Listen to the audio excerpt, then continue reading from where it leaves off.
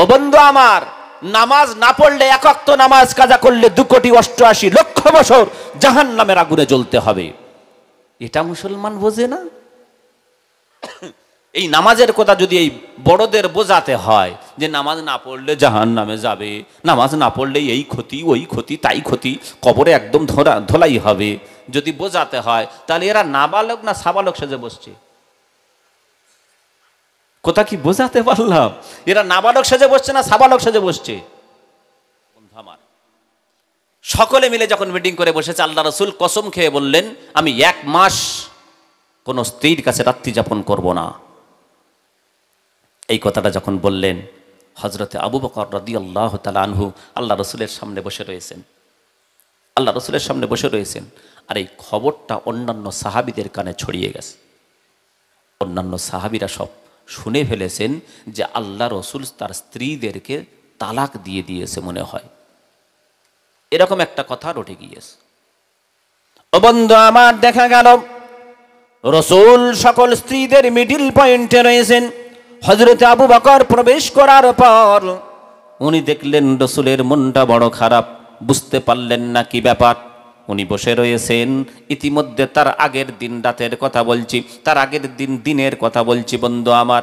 এই যে ঘটনা ঘটে গেছে তার আগের দিন দিনের বেলা হযরতে ওমরে ফারুক রাদিয়াল্লাহু তাআলা আনহু ব্যবসা বাণিজ্য করতেন, ব্যবসার কাজ কারবার নিয়ে উনি একটু টেনশনে পড়েছেন। প্রাণের স্ত্রী এসে বলছে, আমার স্বামী শুনে নাও, এই কাজে ভুল হয়েছে, ওই কাজে ভুল হয়েছে। বউ যখন এসে স্বামীর ভুল ধরে বন্ধু আমার, অনেক সময় স্বামীর রাগটা উঠে যায়। হযরতে ওমরে ফারুক রাদিয়াল্লাহু তাআলা আনহুর রাগটা একটু উঠে গেল। প্রাণের স্ত্রী তুমি শুনে নাও, ও স্ত্রী তুমি শুনে নাও, যখন আমরা মক্কার বুকে থাকতাম তোমরা তো কখনো স্বামীর উপরে কথা বলতে না, কিন্তু মদিনাতে চলে আসার পর তোমাদের অভ্যাস এমন হলো কেন? মদিনার মেয়েদের মতো হয়ে গেল। মদিনার মেয়েরা একটু স্বামীর মুখে মুখে কথা বলে, তোমাদের গায়ে কি মদিনার মেয়েদের হাওয়া লেগে গেল নাকি? কে বলছে? উমর তার স্ত্রীকে বলছে, মদিনার মেয়েদের হাওয়া কি তোমাদের গায়ে লেগে গেল? তুমি আমার সামনে কথা বলছো, এটা ভুল হয়েছে, ওইটা ভুল হয়েছে। এই কথা বলার পর 1 নম্বর রাগী মেজাজের উমর। তারপরেও বন্ধু আমার, হযরতে উমরের সামনে উমরের স্ত্রী একটা কথা বলে ফেললেন, অবাক করা কাণ্ড। এদিকে হযরতে উমরের সামনে, ভালো করে শোনেন, হযরতে উমরের সামনে, খুলেন এটা, হযরতে উমরের সামনে স্ত্রী আবার কথা বলে ফেলেছে। এমনি উমরের মাথা গরম, তারপরেও আবার রেগে গেছে। উমরের স্ত্রী বলছে, তুমি এমন কি বাহাদুর হয়ে গেলে? ভালো করে শুনছেন, উমরের স্ত্রী বলছে, এমন কি বাহাদুর হয়ে গেলে? রসুলের থেকে কি বড়? রসুলের সামনে রসুলের স্ত্রীরাও মুখে মুখে কথা বলা ধরেছে। কে বলছে? উমরের স্ত্রী। হযরত উমর যখন বললেন, আমি আমার স্ত্রীর মুখ থেকে যখন এই কথাটা শুনলাম, আমার মাথাটা যেন ঘুরে গেল। প্রকৃত কি তাই? তাই যদি হয় তাহলে তো রসুলের স্ত্রীরা সব ধ্বংস হয়ে গেল। আর বেশি টেনশন বা চিন্তা হচ্ছে এই জন্য, কি জন্য? আমার তো একটা কন্যা রয়েছে হাফসা, তাহলে হাফসা কি ধ্বংস হয়ে গেল?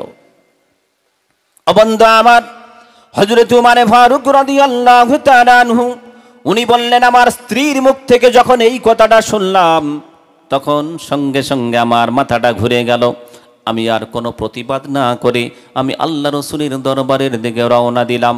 রসুলের দরবারের দিকে যখন রওনা দিলাম, আল্লাহ রসুলের দরবারের দিকে গিয়ে দেখি মসজিদুন নববীতে কান্নার রোল পড়ে গেছে। আল্লাহ রসুল ফজরের ইমামতি করার জন্য মসজিদের ভিতরে প্রবেশ করলেন। হযরত উমর ফারুক বলছেন, আমি চিন্তা ভাবনা করলাম নামাজ শেষে আল্লাহ রসুলকে বলবো, ইয়া রসুল আল্লাহ, বাড়ির ভিতরে কোনো বিপদ হয়ে গেছে নাকি? বাড়ির ভিতরে কোনো বিপদ? কিন্তু দেখা গেল রে বন্ধু, আল্লাহ রসুল শুধু মসজিদুন নববীতে এলেন ঠিকই, ফজরের 2 রাকাত ফরজ নামাজ পড়ানোর পর রসুল কারোর সঙ্গে কোনো কথা বললেন না, ভিতরে সঙ্গে সঙ্গে প্রবেশ করে গেলেন। হযরত উমরে ফারুক বলেন, ওরে দুনিয়ার মানুষ তোমরা শুনে নাও, আমার মতো ওমর কথা বলার সুযোগ পেল না। কে আর সুযোগ পাবে? 1 নম্বর আমি ওমর, সব মানুষ চেনে। 2 নম্বর আমি হলাম রাসূলুল্লাহর শ্বশুর, তারপরেও কথা বলার সুযোগ পেলাম না। আল্লাহ রসুল চলে গেলেন। হযরত উমর ফারুক রাদিয়াল্লাহু তাআলা আনহু উনি বলছেন, আমি যখন সুযোগ পেলাম না, সঙ্গে সঙ্গে আমি একটু কি করলাম, আল্লাহ রসুলের দরবারে বন্ধু আমার আল্লাহ রসুলের ঘরের ভিতরে প্রবেশ করলেন। ঘরের ভিতরে প্রবেশ করার পর আল্লাহ রসুলের ঘরের ভিতরে নয়, এটা বলছি তার আগের দিনের ঘটনা। হযরত উমর ফারুক বলছেন, আমি ঘরের ভিতরে প্রবেশ করলাম, নিজের কন্যা হাফসার সঙ্গে কথা বললাম। ওরে হাফসা, আমি তোমার মায়ের কাছ থেকে এই রকম কথা শুনলাম, তোমরা নাকি নবীর সামনে সামনে তর্ক করো মাঝে মাঝে। বলে, হ্যাঁ মাঝে মাঝে হয়ে যায়। এখান থেকে আপনাদেরকে শিক্ষা নিতে হবে। মা বোনরা একটু বাঁকা হাড়ে তৈরি রে বন্ধু, ওদেরকে পরিপূর্ণ সোজা করতে গেলে ভেঙে যাবে, পরিপূর্ণ সোজা করতে পারবেন না, একটু ম্যানেজ করে নিয়ে চলতে হবে। ওদেরকে যদি ম্যানেজ করতে পেরেছেন, ওরা শাগে ও বিরানির মশলা দিয়ে আপনাকে খাওয়াবে। শাগে বিরানির মশলা, বুঝতে পারছেন না? মুরগির ডিম একটাও বিক্রি হবে না, তবে ম্যানেজ করে চালাতে হবে। স্ত্রীদেরকে যদি ম্যানেজ না করতে পেরেছেন রে বন্ধু, তাহলে আপনার জীবনটাও ধন্য হবে না, আপনি অশান্তির আগুনে জ্বলবেন। আল্লাহ রসুলের স্ত্রীদের কথা বলছি। মা হাফসা বলছেন, ওগো আব্বাজান শুনে নেন, মাঝে মধ্যে আল্লাহ রসুলের সামনে কথা কাটাকাটি হয়ে যায়। হযরত ওমরের চোখটা লাল হয়ে গেল। আমার কন্যা, তুমি শুনে নাও, আমি শেষবারের মতো তোমাকে বলে যাই, জীবনে কখনো বিশ্ব নবীর সামনে তর্ক করো না। যদি তোমার কোনো কিছু প্রয়োজন হয়, নাম্বার 1, যদি তোমার কোনো কিছু প্রয়োজন হয়, বিশ্ব নবীর কাছে চেও না। আমার নবী হলেন বিশ্বের সব থেকে গরিবের 1 নম্বরে লিস্ট। জোরে বলেন সুবহানাল্লাহ। কারণ আল্লাহ রসুল গরিব ইচ্ছাকৃত ছিলেন। আল্লাহ পাক জিবরিল আমিনকে বলেছিলেন, আমার রসুলকে বলো, রসুল যা চাইবে আমি তাই দেব। আল্লাহ রসুল বলেন, জিবরিল আমিন আল্লাহকে গিয়ে বলো, আমি বিশ্ব নবী জনাবে মুহাম্মাদুর রাসূলুল্লাহ, আমি গরিবী হালতে থাকতে চাই। কারণ হলো, গরিবী হালতে যখন থাকবো, একবেলা যখন না খাওয়া হবে, আমি আল্লাহর প্রশংসা করব। আর যখন সব সময় পেট পুরে খাওয়া পাবো, এক সময় হয়তো আল্লাহকে ভুলে যেতে পারি। যার জন্য আমি গরিব হয়ে থাকতে চাই। শুধু তাই নয়, আমি আমার গরিব উম্মাতদেরকে নিয়ে জান্নাতে যেতে চাই। জোরে হবে না সুবহানাল্লাহ? রাসূল বলছেন, আমি গরিবী হালতে থাকতে চাই। গরিবী হালতে থাকলে, ক্ষুধায় থাকলে আল্লাহর প্রশংসাটা বেড়ে যাবে। না জিবরাইল, আল্লাহকে গিয়ে বলো, আমি ধনী হতে চাই না। বিশ্বনবী বন্ধু আমার সব থেকে গরিবের লিস্টে ছিলেন। কারণ আল্লাহ রসুলের কাছে মালে গনিমত আসত। জীবনে কখনো একদিনের খাবার এক্সট্রা বাড়িতে রাখতেন না। যদি প্রয়োজন হতেন খাবারের জন্য, এক বেলার খাবার রাখতেন, বাকিটা সব কিছু গরিবের মধ্যে বন্টন করে দিতে। সুবহানাল্লাহ। এর জন্য বিশ্ব গরিব। আল্লাহ রসুল সব থেকে গরিব, কিন্তু সব দিক থেকে ধনী তিনি, সব দিক থেকে তিনি ধনী। তারপরেও আল্লাহ রসুল অর্থ চাননি। উমর ফারুক বলছেন, কন্যা তুমি শোনো, নাম্বার 1, যদি কোনো কিছু প্রয়োজন হয়, আমি পিতা যতদিন বেঁচে থাকবো, তুমি আমার কাছে চাইবে, আমি তোমাকে পূরণ করার চেষ্টা করব। 2 নাম্বার, তুমি যেন হিংসায় পড়ে নিজেকে শেষ করো না। এখানে মুহাদ্দিসিনে কেরাম লিখছেন, হিংসা বলতে যে তুমি তোমার পড়শির দেখে হিংসায় পড়ো না। পড়শি বলতে হযরতে আয়েশার কথা বলেছেন। বলছে, দেখো, একমাত্র স্ত্রী আল্লাহ রসুলের কুমারী তিনি হলেন আয়েশা। ও হাফসা, তোমার থেকে আয়েশা অনেক দেখতে সুন্দরী। তুমি আয়েশার সঙ্গে বা আয়েশার দিকে লক্ষ্য করে তুমি কোনো পড়োশির দিকে হিংসায় পড়ো না, যে আল্লাহ রসুল আয়েশাকে এই দিচ্ছে, ওই করছে, তাই করছে। না না, তুমি এরকম মনে করো না। বিশ্ব নবী, মানব জগতের শ্রেষ্ঠ নবী, না না, তুমি রসুলের সঙ্গে চরম বেয়াদবি করো না। আমি দুটি কথা তোমাকে বলে গেলাম। কে বলছেন? ওমর ফারুক। বলার পর বাড়িতে রওনা দেবে। ইতিমধ্যে দেখা গেল হজরত উমর ফারুকের সামনে আল্লাহ রসুল একটা স্ত্রী পড়েছেন, নাম হলো তার উম্মে সালামা। কি বললাম? উম্মে সালামা। হজরত উমর ফারুক গিয়ে বলছেন, উম্মে সালামা, তোমরা কি নবীর সামনে এরকম মুখে মুখে তর্ক কাটাকাটি করছো, ধরেছো?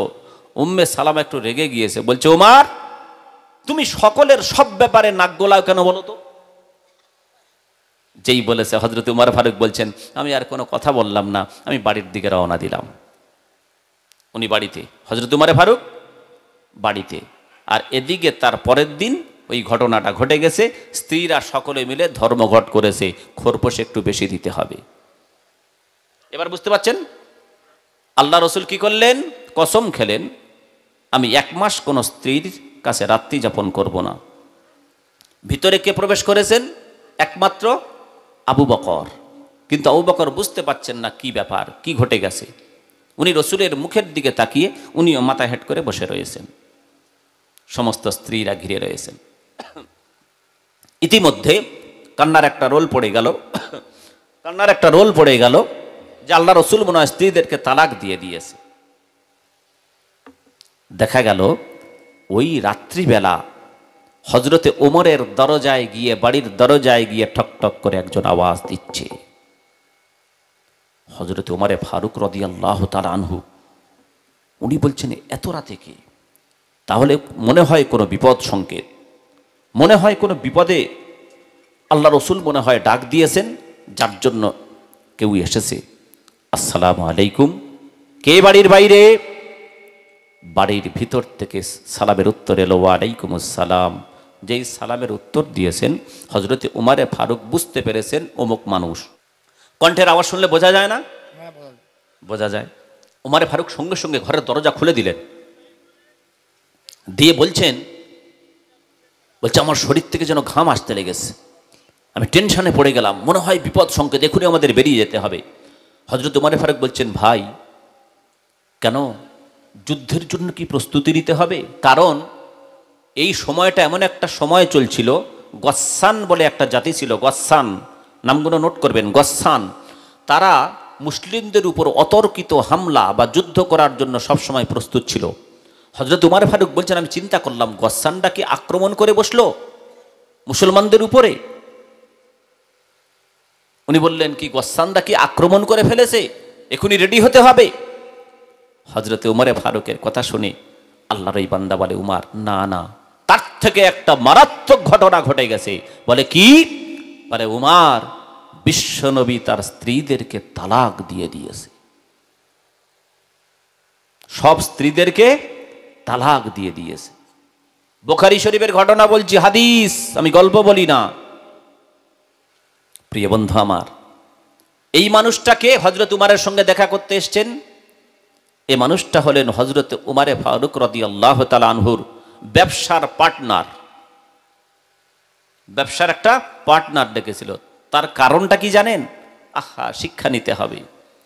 কি জন্য একটা পার্টনার ডেকেছে তাও শোনেন। বন্ধু আমার, হজরত উমরে ফারুক বলছেন, আমি একটা কারণে আল্লাহর একটা কারণে আমার ব্যবসার জন্য একটা পার্টনার ডেকেছিলাম। কারণটা হলো এটাই, আমি উমর একা মানুষ যদি ব্যবসা বাণিজ্য করি, আল্লাহ রসুলের দরবারে আমি একা যাব, ব্যবসা বাণিজ্য দেখাশোনা করবে কে? আর আমি যদি ব্যবসা বাণিজ্য করি কিছুক্ষণ যদি রসুলের সঙ্গে সময় দিই, তাহলে তো রসুলের মুখ নিঃসৃত বাণী, হাদিস শরীফ কিছু ছেড়ে যেতে পারে।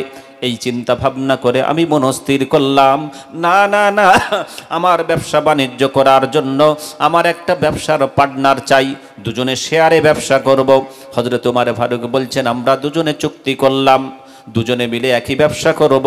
আমি যখন ব্যবসার কাজে যাব, আমার ওই বন্ধুটা আল্লাহ রসুলের দরবারে থাকবে 24 ঘন্টা। আর ও যখন ব্যবসার কাজে যাবে আমি উমার তখন রসুলের কাছে থাকবো। এর দ্বারা রসুলের মুখ নিঃসৃত বাণী হাদিস শরীফ যেন একটাও আমাদের যেন ছেড়ে না যায়। কত সুন্দর নিয়ত দেখছেন, যে আমি যখন থাকবো না ও রসুলের দরবারে থাকবে, এসে আমাকে শুনিয়ে দেবে, রাত্রে শুনে নিলাম। আর আমি যখন থাকবো রসুলের দরবারে আমি ওকে শুনিয়ে দেব, শুনে নিল। হাদিস আর কারোর ছাড়া যাবে না। হযরত ওমর ফারুক বলছেন, ওই মানুষটা আমার ব্যবসার পার্টনারটা যখন এসে খবর দিল, উমার তুমি শুনে নাও, বিশ্বনবী মনে হয় তার সকল স্ত্রীদেরকে তালাক দিয়ে দিয়েছে। উমার বলছেন, আমার আর ঘুম হতে পারে নাকি? আমি কাঁদতে কাঁদতে আল্লাহ রসুলের দরবারের দিকে দৌড় দিলাম। আমার বাড়ি ছিল মসজিদুন নববী থেকে একটু দূরে। এর আবার কারণ রয়েছে, without cause can not effect, কারণ ছাড়া কোনো কার্য হয় না। ও বন্ধু, হযরতে উমারের বাড়ি একটু মসজিদুন নববী থেকে দূরে। তার কারণ হলো, হযরতে উমার বলছেন, আমি রসুলের মুখ থেকে শুনেছি, যদি কোনো আল্লাহর বান্দা মসজিদে নামাজ পড়তে যায়, প্রতিটা কদমে কদমে একটা করে নেকি আল্লাহর ফেরেশতারা লিখতে থাকে। শুধু তাই নয়, বলা হয়েছে একটা করে গুনাহ আল্লাহ পাক মাফ করে দেন থাকে। হযরত উমর ফারুক বলেন, আমি যখন হাদিসটা শুনলাম সেদিন থেকে নিয়ত করলাম মসজিদুন নববী থেকে ঘরটা একটু দূরে বানাবো, প্রতিটা কদমে কদমে একটা করে নেকি নিব। কারণ কিয়ামতের কঠিন দিন, মুসিবতের সময় একটা নেকির জন্য মানুষ হাহাকার করবে। এরও হাদিস রয়েছে বন্ধু আমার, হাদিস শরীফের ভিতরে পাওয়া যায়, আল্লাহর একটা বান্দা, আল্লাহ পাক তাকে বিচার করবেন। সংক্ষেপে বলি, ওরে আমার বান্দা, তুমি একটা নেকি যদি আনতে পারো তাহলে তোমার নেকির পাল্লাটা ভারী হয়ে যাবে, তোমার জন্য জান্নাত দিয়ে দেব। আল্লাহর ওই বান্দাটা চতুর্দিকে ঘুরবেন, মা বাপ কারোর কাছে পাবে না। সংক্ষেপে বলি, ঘটনা বলার উদ্দেশ্য নয়, মা বাপ কারোর কাছে পাবে না। আল্লাহর ওই বান্দাটা ঘুরতে ঘুরতে একজনের সঙ্গে দেখা হয়ে যাবে। সে আল্লাহর বান্দা বলবে, তুমি এত পেরেশান কেন? আল্লাহর ওই বান্দা বলবে, একটা নেকিরই প্রয়োজন, একটা নেকিরই প্রয়োজন। বলে তাই? বলে কি করবে? বলে একটা নেকি যদি পাই জান্নাতে চলে যাব। বলে শুনে নাও, আমার জীবনে একটাই মাত্র নেকি, বাকিটা সব গুনাহ, তা আমি তো জাহান্নামে যাব। তাহলে আমি জাহান্নামে যাব সব গুনাহ একটা নেকির কারণে, আর তুমি জাহান্নামে যাবে সব নেকি আর একটা নেকি কম পড়ার কারণে। তাহলে আমার ওই একটা নেকি তোমাকে দিয়ে দিলাম, তুমি জান্নাতে যাও, দুজনে জাহান্নামে যাব না। আমি একা জাহান্নামে থাকি, তুমি জান্নাতে যাও। আল্লাহর এই বান্দা একটা নেকি নিয়ে আল্লাহর দরবারে হাজির হবে। কে দিয়েছে বলবে, আয় রাব্বি, আল্লাহ তোমার অমুক বান্দা একটাই মাত্র নেকি ছিল, আমাকে দিয়েছে যে দুজনে জাহান্নামে যাব না, একটা নেকি যদি দিলে তুই জান্নাতে যাস, চলে যা। আল্লাহ বলবেন, ফেরেশতারা তাকে ডাক, আমার বান্দাকে একবার ডাক। আল্লাহর ওই বান্দা আল্লাহর সামনে আসবে, বলবে কি কারণে দিয়েছি বলবে, আয় রাব্বি, আল্লাহ ওর একটা নেকি কম, সেজন্য জাহান্নামে যাবে। আমার একটা নেকি আর গুনাহ আর নেকি নাই, সব গুনাহ, আমিও জাহান্নামে যাব। আমি চিন্তা ভাবনা করলাম, দুজনে জাহান্নামে যাওয়ার থেকে একজন অন্তত জান্নাতে যাক, আমার একটা নেকি ওকে দিয়ে দিলাম। আল্লাহ পাক বলেন, ফেরেশতারা শোন, আমার বান্দা হলো আমার সৃষ্টি যদি সৃষ্টির প্রতি এত দয়া দেখাতে পারে, আমি আল্লাহ হলাম রহমান। ফেরেশতারা তোরা লিখে নাও, আমার যে বান্দার একটা নেকি একে দিয়ে দিয়েছে, ওর বাকিটা গুনাহ রয়েছে। আমি আল্লাহ ঘোষণা দিলাম, ওর ওই বাকি গুনাহগুলিকে আমি আল্লাহ নেকিতে পরিবর্তন করে দিয়ে দয়ার জান্নাতে দুজনকে পাঠিয়ে দিলাম। জোরে হবে না সুবহানাল্লাহ? একটা নেকির জন্য হাহাকার করবে। হযরত উমর ফারুক বলছেন, মসজিদুন নববীতে ঘরটা বানালাম, প্রতিটা কদমে কদমে নেকি বেশি, যার জন্য আমার নিয়ত হলো মসজিদ থেকে ঘরটা দূরে। ও বন্ধু আমার, হযরত উমর ফারুক বলছেন, আমার আর ঘুম আসে না। আমি কাঁদতে কাঁদতে আল্লাহ রসুলের দরবারের দিকে দৌড়ালাম। রসুলের দরবারের দিকে দৌড়ে দেখলাম মসজিদের ভিতরে সাহাবীরা যেন হাউমাউ করে কাঁদে। কি ব্যাপার বলো সাথীবৃন্দরা বলো। সাহাবীরা বলে, ও উমর শুনে নাও, বিশ্বনবী সকল স্ত্রীদেরকে মনে হয় তালাক দিয়ে দেছে। হযরত উমর বললেন, আমি রসুলের পিছনে ফজরের নামাজ পড়লাম, নামাজ পড়ার পর কথা বলার সুযোগ পেলাম না। ওই সেই ফিরে এসেছি। বুঝতে পারছেন, কথা বলার সুযোগ পেলাম না। আল্লাহ রসুল ঘরের ভিতরে প্রবেশ করলেন। ঘরের ভিতরে যখন প্রবেশ করলেন, আমি আল্লাহ রসুলের ঘরের দরজার দারোয়ান, নাম হলো তার হজরতে বেলাল। আমি হজরতে বেলালের কাছে গেলাম। ও বেলাল, রসুলকে গিয়ে একবার বলো, ইয়া রসুল আল্লাহ, উমার এসেছে আপনার সঙ্গে দেখা করতে। ও বন্ধু আমার, এই কথা যেই বলেছেন, হজরতে বেলাল ইতস্তত না করে আল্লাহ রসুলের কাছে গেলেন। ইয়া রসুল আল্লাহ, আপনার শ্বশুর উমার আপনার সঙ্গে এক পলক দেখা করতে চায়, একটা কথা বলতে চায়। আল্লাহ রসুলের মুখে কোনো কথা নাই। আল্লাহ রসুল চুপচাপ রয়ে গেলেন। হজরতে বেলাল এসে বলছেন, ও বন্ধু উমার, শুনে নাও। আল্লাহ রসুল কোনো কথা বলে না। উমার গিয়ে মসজিদুন নববীতে বসে গেলেন। বসে যাওয়ার পর চিন্তা ভাবনা করছে কি করা যায়, রসুল তো কোনো কথা বলে না। কিছুক্ষণ বসে থাকার পর আবার এসছে বেলালের কাছে। ও বেলাল, আর একবার যাও না, রসুলকে গিয়ে আর একবার বলো যে উমার কথা বলতে চায়। হজরতে বেলাল, উমারকে দেখে সকলে একটু ভয় করত। হজরতে বেলাল বলছে, উমার বলছে যখন যাই আর একবার। আসসালামু আলাইকা ইয়া রসুল আল্লাহ, আপনার শ্বশুর উমারে ফারুক আপনার সঙ্গে দেখা করতে এসছে। আল্লাহ রসুল কোনো কথা বললেন না, মাথা হেঁট করে নিলেন। বেলাল আবার ফিরে এসেছে। ও উমার, রসুল কোনো কথাই বলে না, তো আমি তোমাকে পারমিশন দিই কি করে ঘরের ভিতরে ঢোকার এই মুহূর্তে? না। উমার গিয়ে আবার মসজিদের নববীতে বসলেন। তৃতীয়বারের মাথায় কিছুক্ষণ সহ্য করতে না পেরে আবার এসছে। বেলাল, আর একটা বার যাও। বেলাল দেখছি কি নাসড় বান্দারি, কতবার যাই, রসুল তো চুপ করে আসে। বেলালের খারাপ লাগছে, লাগা স্বাভাবিক, কিন্তু উমার রিকোয়েস্ট করছে, বেলাল তোমার হাত দুটো ধরি, আর একটা বার যাও। ও বন্ধু আমার, তৃতীয়বারের মাথায় হযরতে বেলাল রাদিয়াল্লাহু তাআলা আনহু আল্লাহ রসুলের ঘরের ভিতরে প্রবেশ করে, আসসালামু আলাইকা ইয়া রাসূলুল্লাহ, আপনার শ্বশুর উমার আপনার সঙ্গে দেখা করতে এসেছে। ও আল্লাহ রসুল, একটা বারের জন্য দেখা করতে চায়। আল্লাহ রসুল বন্ধু আমার কোনো কথা না বলে মাথা হেঁট করে নিয়েছে।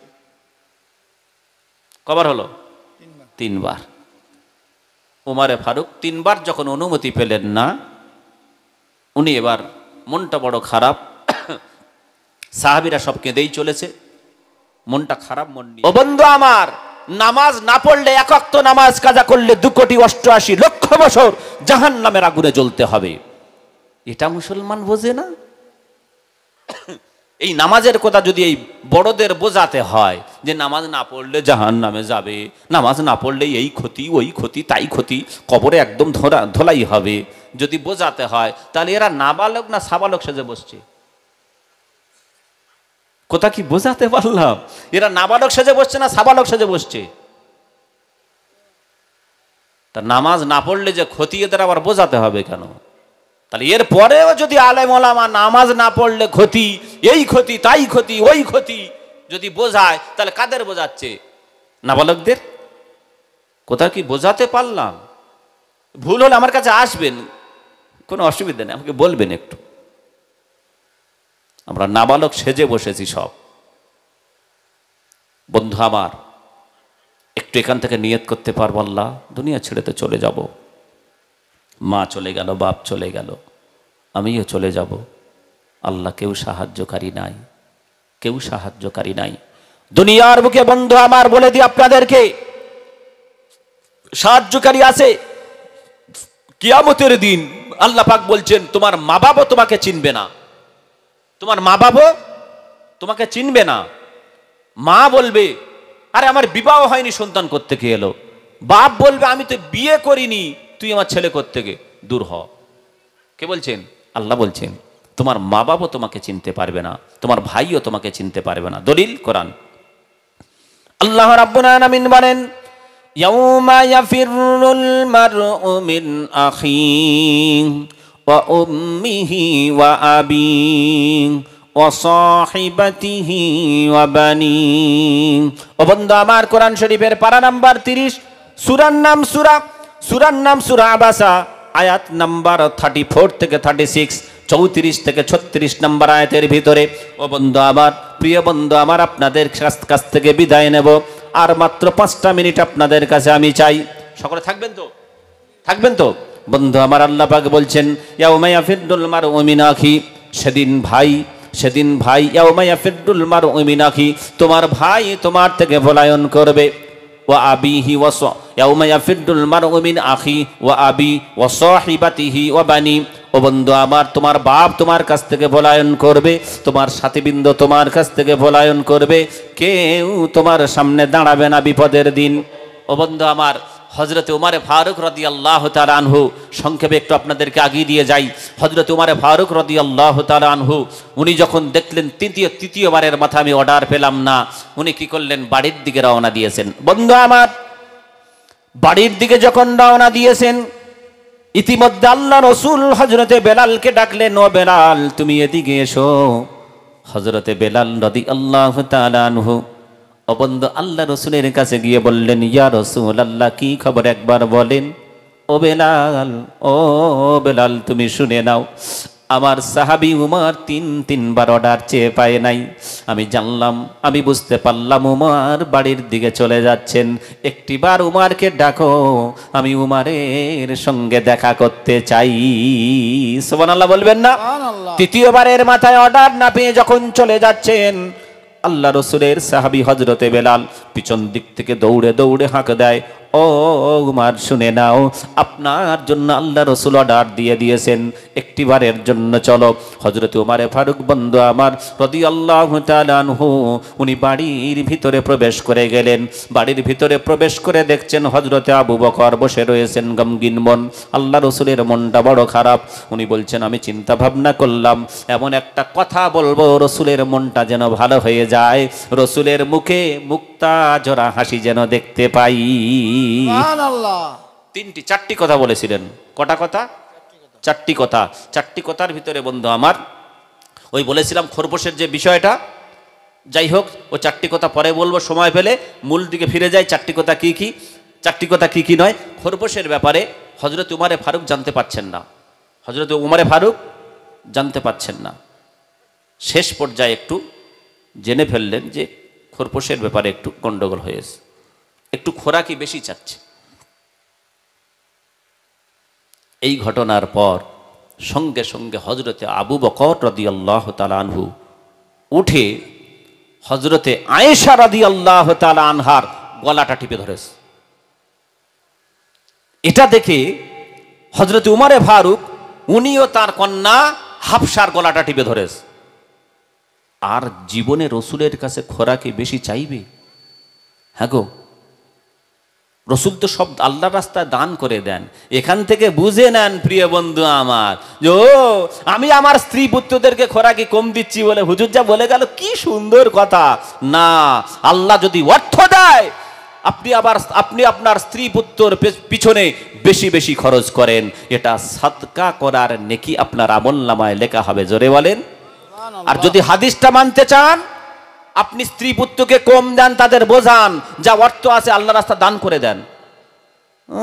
হাদিস শুনে নবীর সঙ্গে তুলনা করবে যে নবীর কাছে স্ত্রীরা খরপোশাক বেশি চেয়েছে বলে এই ব্যাপার ঘটে গেল, গলা টিপে ধরেছে। আমিও ধরবো, ধরো, কোনো অসুবিধা নাই, তুমি সব অর্থ আল্লাহ রাস্তা দান করে দাও। কথা কি বোঝা যাচ্ছে? স্ত্রীদের সঙ্গে একটু বুঝে পড়ে ব্যবহার করতে হবে বন্ধু আমার।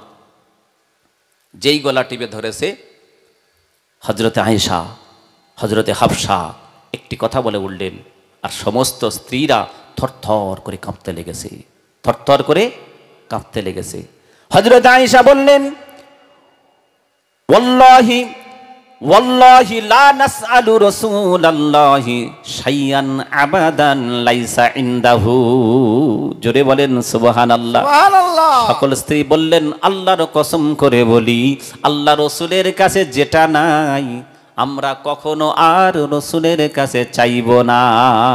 সুবহানাল্লাহ।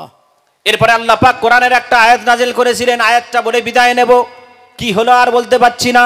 ও বন্ধু আমার, বন্ধু বারণে এসে গেছেন, আয়াতটা বলে শেষ করি।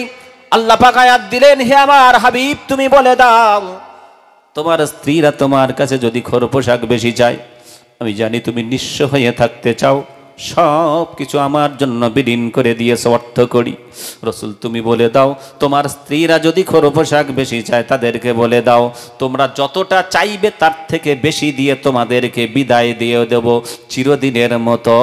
তাহলে তোমরা এইটা নেবে কি বলো? আর তা না যদি হয়, তোমরা আখেরাতে যদি আল্লাহকে পেতে চাও, আখেরাতে যদি জান্নাত পেতে চাও, আল্লাহ এবং দয়ার জান্নাত যদি পেতে চাও, তাহলে আমি রসুল দুনিয়ার বুকে আমাকে ধরে না। কোরআন কোরআন আল্লাহ পাক আয়াত নাযিল করলেন। যদি বলেন দলিল, দলিল হলো বন্ধু আমার, আল্লাহ রাব্বুল আলামিন বলেন, ইয়া আইয়ুহান নাবিয়্যু কুল্লি আজওয়াজিকা ইন কুনতুন্না তুরিদিনাল হায়াতাদ দুনিয়া ওয়া যিনাতাহা ফাতাআলাইনা ওয়া যিনাতাহা উমাত্তি'কুন্না ওয়া মুসাররিহিকুন্না সারাহান জামিলা। জোরে বলে আল্লাহু আকবার।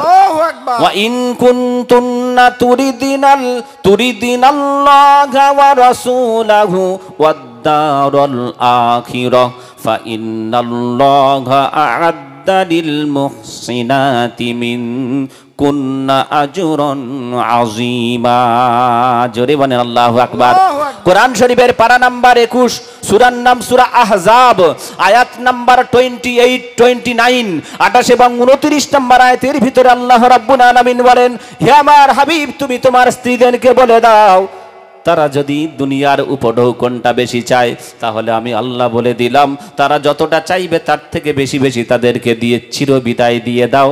আর তারা যদি তোমাকে এখতিয়ার করে, আমি আল্লাহ আমাকে যদি মেনে নেয়, আখেরাতে যদি জান্নাত পেতে চায়, তাহলে দুনিয়ার বুকে একটু আল্লাহর কথা মেনে একটু গরিবী হালতে তোমার সঙ্গে সময় কাটিয়ে আসতে বলো, আমি আল্লাহ তাদের জন্য জান্নাত রেডি করে রেখেছি। হযরত উমর 4টে কথা বলেছিলেন। কটা কথা? 4টে কথা। তারপর থেকে আল্লাহ যদি চায়, পরবর্তী আমার অনুষ্ঠান আছে, ওইখান থেকে বলবো ইনশাল্লাহ। ইনশাল্লাহ কি কি 4টে কথা, এরপর কি হলো? আল্লাহ রসুল কসম খাওয়ার পর মাটির চাপা দোতলা বাড়ি ছিল। আল্লাহ রসুলের মাটির বাড়ি ছিল, দোতলা বাড়ি, মাটির বাড়ি, দোতলা। আল্লাহ রসুল দোতলার ওপর গিয়ে থাকতেন। ওখানে গিয়ে কতদিন ছিলেন? স্ত্রীদের কাছে যাননি। কতদিন পর নেমেছেন, কি হলো, এরপর থেকে বলবো ইনশাল্লাহ। আল্লাহ পাক আমাদের সকলকে শোনার সাথে সাথে আমল করার তৌফিক দিক, বলেন আমিন। ওয়া আখিরু দাওয়ানা আনিল হামদুলিল্লাহি রাব্বিল আলামিন।